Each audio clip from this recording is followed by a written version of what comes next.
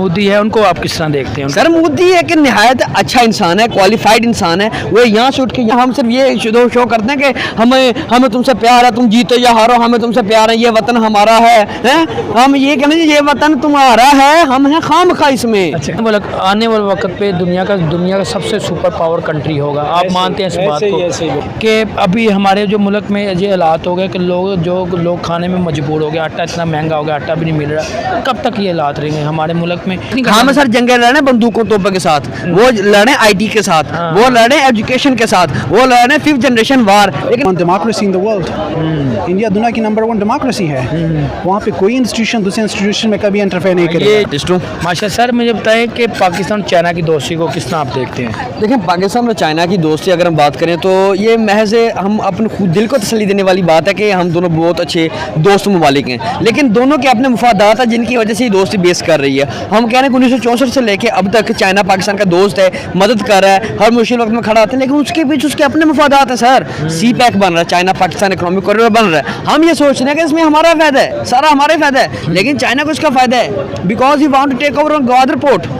ठीक sir, topic मेरे ये करते हैं कि जो इंडिया और पाकिस्तान के आपस में रिलेशन नहीं है ठीक, बिल्कुल जो आए दिन कोई ना कोई मसला बनता है, यहाँ से कोई होता है, कोई वहाँ से कोई मसले मसाइल बनता है। चाइना की भी इंडिया के साथ इतनी अच्छी दोस्ती नहीं है। चाइना ये कहता है हमारा पाकिस्तान बहुत अच्छा दोस्त है। चाइना जो कि $1 बिलियन की इन्वेस्टमेंट लेके जा रहा था इंडिया के अंदर, ठीक है, जो कि इंडिया ने रिजेक्ट कर दी उनकी $1 बिलियन की इन्वेस्टमेंट, उनके हमें नहीं आपकी चाहिए, जो कि एक व्हीकल्स प्रोवाइड करना, व्हीकल्स बनाने वाली कंपनी BYD, और वो इलेक्ट्रिक कारें मैन्युफैक्चर करती है और बैटरीज वगैरह मैन्युफैक्चर, उन्होंने इंडिया में जाकर करनी थी। क्या कहेंगे सर, चाइना का दोस्त अगर हम समझते दोस्त है तो उनके यहाँ पर इन्वेस्टमेंट नहीं करनी चाहिए? मैं पहले अर्ज कर चुका हूँ कि दोनों अपने मुफादात के लिए आते हैं। चाइना ने अपना इतनी पैसे यहाँ पे इन्वेस्ट करके अपना मुल्क डबोना था, अपने पैसे डबोने थे सर। अगर वहाँ पे इन्वेस्ट करते पाकिस्तान के अपने हालात ठीक नहीं है, पाकिस्तानी अपनी इन्वेस्टर यहाँ पे इन्वेस्ट नहीं कर रहे, तो बाहर वालों ने क्या इन्वेस्ट करना है यहाँ पे? हमारे मुल्क अपना स्टेबलाइज नहीं है, हमारी पॉलिटिक्स जो स्टेबलाइज नहीं है, हमारी इकोनॉमी स्टेबलाइज नहीं है, हम खुद स्टेबलाइज नहीं है, हम खुद लकीर के फकीर बने हो। जब तक हम खुद स्टेबलाइज नहीं होंगे, हमारी इकोनॉमी स्टेबलाइज नहीं होगी, तब तक चाइना जैसी अमाउंट, जितनी बड़ी अमाउंट जो है ना, वो तब पाकिस्तान में आएगी। इसलिए इंडिया में जारी, इंडिया एक स्टेबलाइज मुल्क है, वो तरक्की कर रहा है। हम जितना मर्जी दुश्मन कह लें हम, क्योंकि हमारे जेन में डाल दिया गया कि इंडिया हमारा दुश्मन मुल्क है। मोदी गंदा है, मोदी क्यों गंदा है? क्योंकि अपने मुल्क के लिए लॉयल है। वो हमारे हुक्मरान अपने मुल्क के लिए लॉयल नहीं है, वो अपने सिर्फ जेब और स्विस बैंक के लिए लॉयल है। जब तक वो अपने आप से लॉयल्टी को खत्म नहीं करेंगे अपने मुल्क के साथ और अपने अकाउंट को छोड़ के अपने आवाम के साथ लॉयल नहीं होंगे, तब तक कोई बाहर वाला यहाँ पे इन्वेस्ट नहीं करेगा। और रही बात चाइना की, मैं पहले अर्ज कर चुका हूँ, वो अपने मुफादात के लिए हमारे से दोस्ती रखे हुए हैं। अगर आज हम ग्वादर जो पोर्ट जो टेक ओवर ना करने दें तो चाइना कहीं का कहीं निकल जाएगा। मतलब आपका सिंपल सी बात है, मैं मुख्तसर से बात करूँगा। आपका सिंपल ये बात करने का पॉइंट ऑफ व्यू है कि चाइना सिर्फ अपने मुफाद के लिए ही दोस्त बनाता है। एग्जैक्टली वो इंडिया को इसलिए इन्वेस्टमेंट करने की अपने मुफाद के लिए, उसके बाद उनको कोई मसला नहीं। आपने कोई ऐसा प्रोजेक्ट या चीज़ बता रहे चाइना ने की हो लेकिन उसका मुफाद से हासिल ना हुआ हो, कोई एक प्रोजेक्ट पाकिस्तान के अंदर कोई ऐसा प्रोजेक्ट नहीं बनाया? याद है आपको? सी पैक चल बड़ा, सी पैक के अलावा है कोई प्रोजेक्ट नहीं। सी पैक का फायदा किसे हो रहा है? उन्हें ही हो रहा है, चाइना को, पाकिस्तान को हो रहा है, अभी कोई फायदा नहीं हो रहा। क्यों नहीं हो रहा? क्योंकि सारा चाइना अपने ज़ाती मुफाद के लिए ये सब कर रहा है। वो अगर आपने बात की कि इंडिया के अंदर लेके गया था, जो अभी आपने बात की कि इंडिया के अंदर लेके गया था इन्वेस्टमेंट, इंडिया ठुकरा दी। इसकी वजह यही है कि इंडिया खुद स्टेबलाइज है, वो किसकी इन्वेस्टमेंट नहीं चाहता। ठीक है, हम जो है हम लकीर के फकीर, हम फकीर बने। हमारे जो हुक्मरान ने कशकोल उठाए, बैरूनी दरवाजों के ऊपर जाकर बैठे हुए कि सर हमें कुछ दे, सर हमें कुछ दे, हम मांगने वाले नहीं हैं, हम वापस कर देंगे आपको। हमारे हुक्मरान ये वाले हरकतें कर रहे हैं, वहाँ पे जाके उनके सामने घुटने टेक रहे हैं। तो उनके जो प्राइम मिनिस्टर मोदी है, उनको आप किस तरह देखते हैं? सर मोदी एक निहायत अच्छा इंसान है, क्वालिफाइड इंसान है। वो यहाँ से उठ के यहाँ आया, उसके पता है जो नीचे बंदा काम कर रहा है, जो ग्राउंड रियलिटी है उसको समझता है। वो जो ग्राउंड लेवल बंदा काम कर रहा है उसे समझता है। ठीक है, वो मोदी हम उसे बुरा जितना मर्जी कह लें, क्योंकि वो अपने मुल्क के लिए लॉयल है, अपने मुल्क के लिए काम कर रहा है, तरक्की करे, इकोनॉमी इतनी स्ट्रॉन्ग कर दी है उन्होंने अपने मुल्क में। अब टेस्ला भी उनके जा रही है। बिल्कुल सर, इकोनॉमी इतनी स्ट्रॉन्ग कर दी है। इसका मकसद हरगिज ये नहीं है कि हमारे खिलाफ है। हम खिलाफ तो समझेंगे, पाकिस्तान को छोड़ दो उसके हाल में। हमने पाकिस्तान की आज के बाद बात नहीं करनी, इसलिए करनी अपना टाइम वेस्ट नहीं करना। हम सर जंगे लड़े बंदूकों तोपों के साथ, वो लड़े आईटी के साथ, वो लड़े एजुकेशन के साथ, वो लड़े 5th जनरेशन वार, लेकिन हम उससे बिल्कुल बिल्कुल आ रही हैं। हम सिर्फ अपने दिफा को मजबूत बना रहे हैं। हमारा आधे से ज़्यादा GDP जाता है फौज के पास, बाकी हमारे काका बचता है पीछे। IT के लिए क्या बचता है, किसी और सेक्टर के लिए क्या बचता है, खेलों के लिए क्या बचता है, आपके इंफ्रास्ट्रक्चर के लिए क्या बचता है। आपका स्पार्क एक स्पेस मिशन है, नहीं वो हमें वो किसी को भी यहाँ पे 10-15 स्पार्क को क्या है, किसी को किसी को नहीं पता। स्पेस एजेंसी है ना, स्पेस एजेंसी यहाँ पे पाकिस्तान किसी की को नहीं पता। अब कब से बनी है, इंडिया का इसरो है, इसरो है, ठीक है, इसरो है। इसरो ने अब चंद्रयान 3 भेजा है चांद के ऊपर, भेजने ठीक है, लगा, 23 अगस्त को 23 अगस्त चांद पे लैंड कर रहा है, ठीक है। अब पाकिस्तान का जो स्पार्क है वो 8 साल पहले बना था इंडिया से, ठीक है। आज की डेट तक सिर्फ दो सैटेलाइट भेजे हैं इसने, और इंडिया कितने भेजे हैं, 46। आपने तो 40 करोड़ का झंडा बनाया है, वो नजर नहीं आपको आया? उन्होंने 40 करोड़ का फ्लैग बनाया है, उन्होंने जो है ना वो चीज़ बनाई है जो कि दुनिया को तारीफ करे। हमने क्या फ्लैग का करना 40 करोड़ का? हमने अपने आप के वो मुँह पे वतन नहीं शो करना, हम सिर्फ नारों के पाकिस्तानी हैं। हम सिर्फ ये शो करते हैं कि हमें तुमसे प्यार है, तुम जीतो या हारो हमें तुमसे प्यार है, ये वतन हमारा है? हम ये कहने ये वतन तुम्हारा है, हम हैं खामखा इसमें, ठीक है। हाँ, जिनको कह रहे हैं उनको समझ आ रही है। लास्ट में कोई बात तो मैसेज देंगे आप? बस ये इस अवाम से मैं हुक्मरानों से कुछ नहीं कहूँगा। ये जो हमारे ऊपर जो यजीद थी वो तो हुक्मरान हम पे मुसल्लत है ना, मैं इन्हें कुछ नहीं कहूँगा अपनी आवाम को कि अपने आप के साथ लॉयल हो, अपने उन हुक्मरानों को लाएं जो आपके साथ लॉयल हो। ये वोट की जो 4 खाने वाली मोहर होती है ना, ये आपका हक है, कोई इससे आपको छीन नहीं सकता। इसका हरगिज़ मतलब ये नहीं है कि आप जिसको जाए बिरयानी के प्लेट पीछे कीनू वाले नान के पीछे वोट दे के आ जाएं। भाईजान आप अपने मुल्क के साथ गद्दारी करे हो, आपके साथ गद्दारी करे हो तो खुदारा उस वोट की पर्ची का इस्तेमाल ऐसे करना कि जिसको आप समझते हैं आपकी ज़ात समझते हैं यार ये लॉयल है बंदा। मैं ये नहीं कहता इमरान खान को दे, मैं ये नहीं कहता पीपी को दे, मैं ये नहीं कहता नवाज शरीफ को दे, जो जिसको आपकी ज़ात समझती है कि ये मुल्क के साथ लॉयल है उसे वोट दें बस। ओके सर, बहुत शुक्रिया, थैंक यू। तो रेड हो रहा है, रेड। अस्सलाम वालेकुम। वालेकुम सलाम सर, कैसे हैं आप? अल्हम्दुलिल्लाह भैया, कैसे हैं? ठीक है। क्या करते हैं आप? मैं प्रॉफिट। माशाल्लाह। अच्छा सर, मुझे पहले ये बताएं, पाकिस्तान और चाइना कैसा दोस्त है? जी, पाकिस्तान और चाइना का जैसा कि मशहूर है कि पाक चाइना दोस्ती जिंदाबाद। हमेशा से यही मतलब कि कहावत सुनने में आ रहा है कि पाकिस्तान की दोस्ती बहुत मजबूत है। जब भी पाकिस्तान को कोई मुश्किल दरपेश आती है तो चाइना कहीं ना कहीं आकर हमारी सपोर्ट करता है। तो मतलब कि अच्छे दोस्तों में ही शुमार, मतलब कि टॉप के अच्छे दोस्तों में शुमार किया जाता है। सर, सवाल मेरा ये है, अगर हम बात करें अपने साथ हमसाया मुल्क में हमारे जो रिलेशन जो कि उनके साथ अभी ठीक नहीं है, चाइना के भी सुनने में आया कि चाइना के जो है ना इंडिया के साथ रिलेशन नहीं अच्छे, उनके जो है ना पाकिस्तान से बहुत अच्छे रिलेशन, इंडिया के साथ रिलेशन। सर, जो सवाल ये है कि जो कि टॉपिक ये है, न्यूज़ ये आई है कि चाइना जो इन्वेस्टमेंट करने जा रहा है $1 बिलियन की इंडिया के अंदर, आप क्या कहेंगे सर? उनकी जो व्हीकल्स है BYD जो कि इलेक्ट्रिक कार बनाती हैं और इलेक्ट्रिक बैटरीज बनाती है, वो वहाँ पे जो है ना मैन्युफैक्चर होंगी, ठीक है, और आगे से वहाँ से एक्सपोर्ट होगी। क्या सर, क्या कहेंगे इस हवाले से आप? जी, ज़ाहिर बात है सर, आप जानते हैं कि किसी भी कंट्री में जब बैर से सरमायाकारी की जाती है तो उस हमारी कंट्री का या कोई भी कंट्री होता है उसका बहुत ज़्यादा उसमें बेनिफिट होता है। बहुत सारे लोगों को रोज़गार मिलता है, बहुत सारी जो यानी कि मुआशियत होती है वो मजबूत होती है, ठीक है। तो इंडिया ऑलरेडी हमसे अगर देखा जाए, ठीक है, वो अपनी जगह पे जो ना दुश्मनी या जो कुछ अलग अपनी जगह पे हैं, लेकिन अगर हम हकीकत और रियलिटी पे बात करें तो इंडिया इस टाइम हमारे से बहुत ज़्यादा आगे जा चुका है। सर, वो देखिए इतनी बड़ी इन्वेस्टमेंट करी, उन्होंने एक लेटर भेजा, उन्होंने पहले वहाँ पे जाने से पहले आपको परमिशन लेनी पड़ती है, जो कि $1 बिलियन की छोटी इन्वेस्टमेंट नहीं थी, बहुत $1 बिलियन की इन्वेस्टमेंट जो कि इंडिया ने रिजेक्ट कर दी है। जी जी, इंडिया ने रिजेक्ट कर दिया। सर देखिए, इंडिया जेकर दुनिया का आने वाले वक्त पे दुनिया का सबसे सुपर पावर कंट्री होगा, आप मानते हैं इस बात को? ठीक है सर, देखिए उन्होंने रिजेक्ट कर दिए तो ये जो कि हमारे चाइना हमारा अच्छा दोस्त है, चाइना को ये नहीं चाहिए था कि पाकिस्तान के अंदर मैं इन्वेस्टमेंट कर दूँ यही $1 बिलियन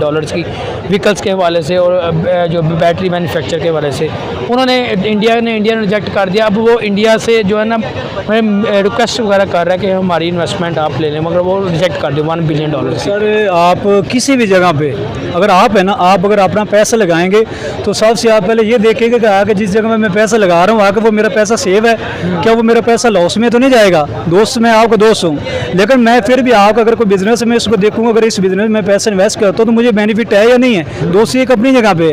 अब हमारे पाकिस्तान के हालात ऐसे कि यहाँ पे हमारे जो हुक्मरान है या हमारे जो सियासतदान है वो अपना पैसा पाकिस्तान में नहीं लगा रहे, वो अपना सरमायाकारी वो आउट ऑफ कंट्री करते हैं। और बाहर वाले कंट्री पाकिस्तान में कैसे खा सकता है? उन्हें पता है कि यहाँ पे कोई मतलब कि स्टेबिलिटी नहीं है, कोई चीज़ स्टेबल नहीं है, कभी क्या हो जाता है कभी क्या हो जाता है, क्योंकि स्टॉक मार्केट का या किसी भी चीज़ का स्टेबल रहना बहुत ज़रूरी होता है। बिल्कुल ऐसे ही है। क्योंकि इन्वेस्टर वहाँ पे पैसा लगाता है जहाँ पे उसे पता होता है मेरा भाई ये मेरा पैसा मुझे इससे यहाँ पे ज़्यादा जनरेट होकर आएगा। हाँ जी, अगर ये कि वो डाउन होगा तो इंडिया में उन्हें पता है, देखो वो अगर कोशिश कर रहे हैं, इंडिया ने रिजेक्ट किया लेकिन उसके बावजूद वो कोशिश कर रहे हैं कि उनको पता है कि यहाँ के जो हुकूमत है या जहाँ के जो सियासतदान है या जो यहाँ के इनके कानून है वहाँ से इंशाल्लाह ताला हमारी जो पैसा वो अगर हम $1 बिलियन लगा रहे हैं तो कई $बिलियन होकर हमें वापस आएगा। सर अगर पाकिस्तान में लगाते हैं तो उन्हें पता है यार क्या पता कि आज क्या है, क्योंकि यहाँ पे तो अभी हमारी हुकूमत नहीं बन रही, अभी सारी पार्टियाँ मिलकर देखें तो एक हुकूमत भी नहीं चला रही।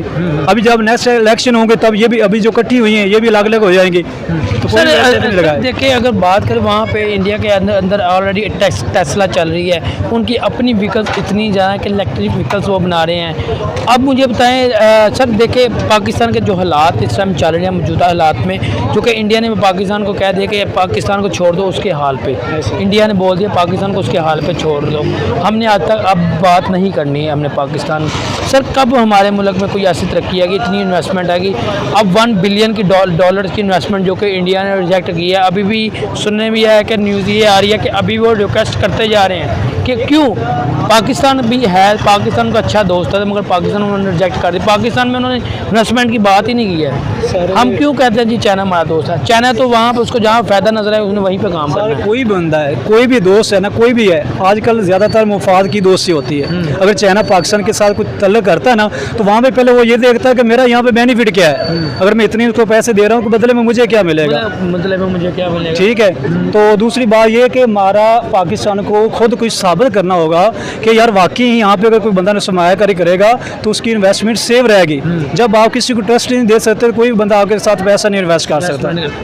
ठीक है सर, बहुत शुक्रिया। अच्छा चल, अब आपने कहा बहुत अच्छा है, जैसे कि पाकिस्तान खुद ही ये कहता है कि चाइना जैसा हमारा कोई दोस्त नहीं, चाइना भी ये कहता है पाकिस्तान हमारा जैसा जो दोस्त नहीं है।